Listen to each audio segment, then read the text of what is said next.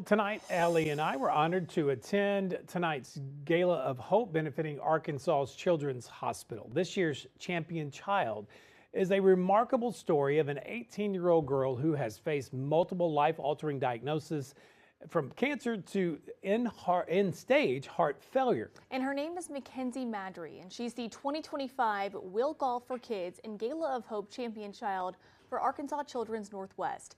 KNWA's Gabriella Phelan tells her story. I did sports really early, I think either kindergarten or first grade. For Mackenzie, childhood revolved around sports. I did soccer most of my childhood. Her mother, Dory, says on the field she was a force to be reckoned with. She played as hard as she could, and she was really good at it.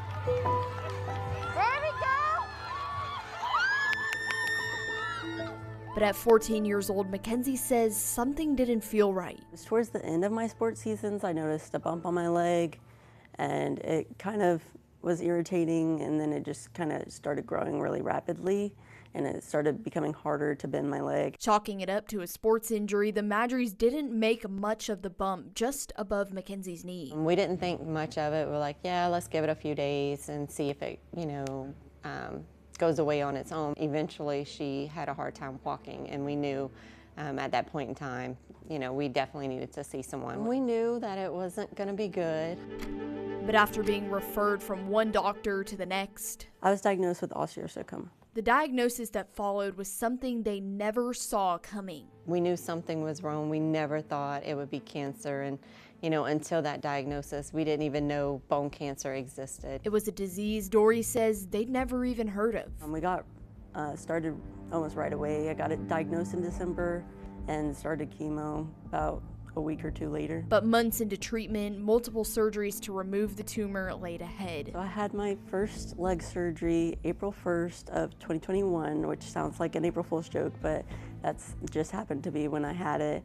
And then I had a limb salvage, so they took the cancerous bone out and put in a cadaver bone, some plates and screws to keep it there, in hopes that it would regrow into my bone. While surgery removed the majority of the cancerous tumor in her leg, there was still more chemo to be done. She had 21 rounds of chemo, which lasted about 9 months. So after surviving a brutal chemotherapy journey, we thought, hey, she's done with chemo, we're gonna celebrate. She rang the bell, and we would go back to almost normal, but that did not happen for us. But even after ringing that bell of victory, something still wasn't right. People say with chemo you have chemo fatigue, and then I was off chemo and I still had that fatigue. So an emergency visit to Arkansas Children's Northwest turned into a helicopter ride to Arkansas Children's Little Rock. They ended up doing some additional tests, and that's where we learned that her heart functions were in single digits.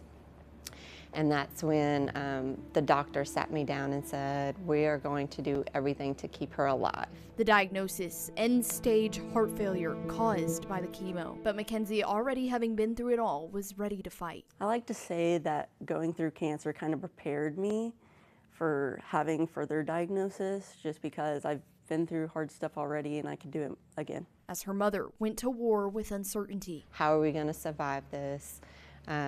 Is she going to be okay? What type of treatments are there? And there was so much that we did not know at that point in time. It was really, really tough. But with all trust placed in their doctor's hands, Mackenzie learned about a life-saving piece of technology. This is a HeartMate 3, is an LVAD, so it's a left ventricular assist device. This is the motor part. It was implanted in my heart. It's called the HeartMate 3, a mechanical pump that helps pump blood to the rest of the body. Without it, she may not survive. The only way she'd make it to her 17th birthday was through this device, because the medicine would not sustain her long term. And so if she wanted to live, which obviously that is definitely not an option for us, that is what we want, the only choice was the HeartMate 3. So Mackenzie became the first child in Arkansas to go home with the device, where she'd sit and wait for months before getting on the transplant list. I wasn't eligible for a transplant because I was only 1 year out from chemo, and I needed to be 2, which is another 11 months from when I was diagnosed with heart failure. She had already been saved from cancer.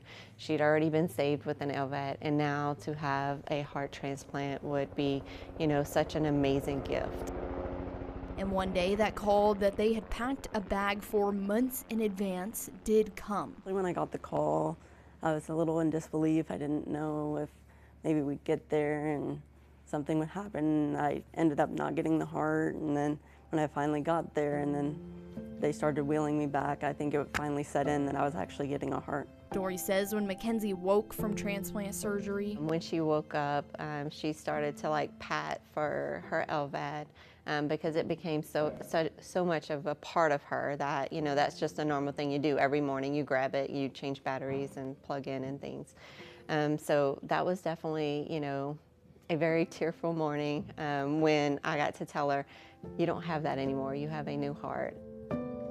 and while Mackenzie is now turning the page to a new side of her story, both say it's not without weight. There is definitely that possibility. She would not be here today. Even though she's been given a second chance at life, someone else is giving up their life. It's a gift of life, and I got a second chance because of my donor. And she is just an incredible 18-year-old. Doug and I had a chance to see her give her speech tonight at the gala, so we are just so happy and thankful for her.